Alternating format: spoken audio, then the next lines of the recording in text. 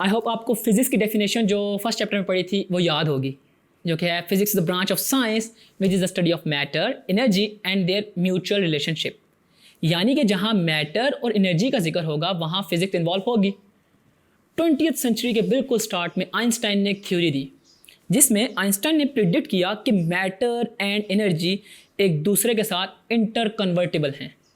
उसने कहा कि loss of mass produce lots of energy. उसने मैस और एनर्जी के दरमियान रिलेशन को E is equal to mc² से डिनोट किया। इसमें c is the speed of light है, जो कि 3 × 10⁸ होती है। This E is equal to mc² equation shows that the tremendous amount of energy can be obtained from the small quantity of matter. यानी कि अपेरेंटली आइंस्टाइन ये कहना चाह रहा था कि मैस जो है वो highly concentrated form of energy है। और इसमें मज़े की बात यह है कि हमारे यहाँ न्यूक्लियर पावर प्लांट्स में E is equal to mc² वाली इक्वेशन की बेस पे एनर्जी बन रही होती है।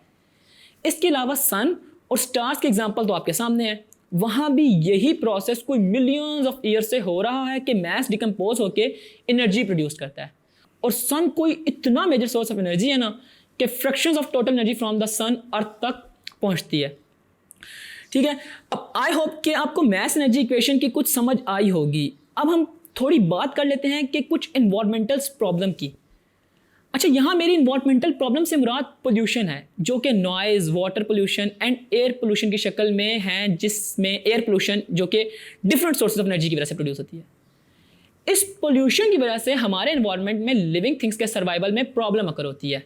लाइक थर्मल पोल्यूशन और एयर पोल्यूशन मेन पोल्यूशन हैं एनर्जी सोर्सेज की वजह से, जो कि हम ऑलरेडी अपने लास्ट टॉपिक में देख चुके हैं कि कैसे वो पोल्यूशन कॉज करते हैं।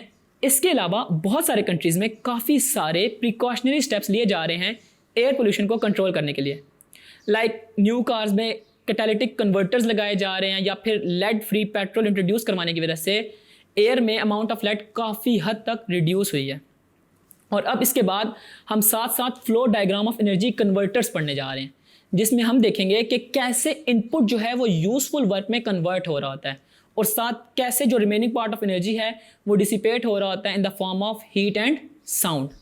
फॉर एग्जांपल हम स्टार्ट करते हैं इलेक्ट्रिक लैंप से। इलेक्ट्रिक लैंप का वर्किंग प्रिंसिपल क्या है कि इसके अंदर हम इलेक्ट्रिकल एनर्जी को एज एन इनपुट दे रहे होते हैं। अब हमें इलेक्ट्रिक लैंप में आउटपुट क्या चाहिए? लाइट। बट जबकि हमें लाइट के साथ साथ हीट एनर्जी मिल रही होती है, जो कि हमारे पास वेस्ट प्रोडक्ट है। तो इसी चीज़ को, यानी कि इसकी एफिशिएंसी को बढ़ाने के लिए हम लोग एनर्जी सेवर लैंप यूज़ करते हैं, जो हीट एनर्जी को काफ़ी कम प्रोड्यूस करता है और हमारे पास maximum amount of input output में कन्वर्ट हो रही होती है। अब है vehicle running with a constant speed on a level road. इसमें होता क्या है कि fuel as a source of chemical energy use हो रहा होता है, इसी को हम इनपुट भी कहते हैं। एंड कार की जो मूवमेंट है, जो कि वर्क डन है, वो आउटपुट होती है।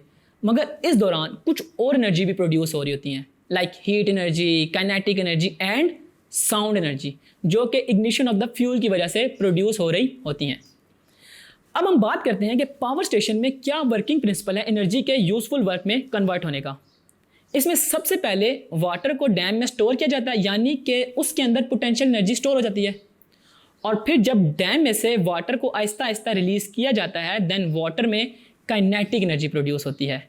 और वो काइनेटिक एनर्जी यूज़ होती है टरबाइंस को चलाने के, और उन टरबाइंस के रिवॉल्व करने से हमारे यहाँ इलेक्ट्रिकल एनर्जी प्रोड्यूस होती है। मगर बाकी प्रोसेस की तरह इसमें भी heat energy and sound energy as an output produce हो रही होती है, जो कि हमारे पास यूजफुल प्रोडक्ट नहीं है। हमारे पास यूजफुल प्रोडक्ट है इलेक्ट्रिकल एनर्जी।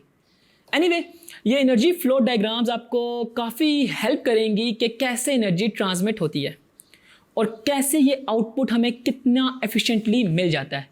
एफिशिएंटली से याद आया कि हमारा नेक्स्ट टॉपिक है एफिशिएंसी। तो आए अपने नेक्स्ट टॉपिक में एफिशिएंसी को देखते हैं।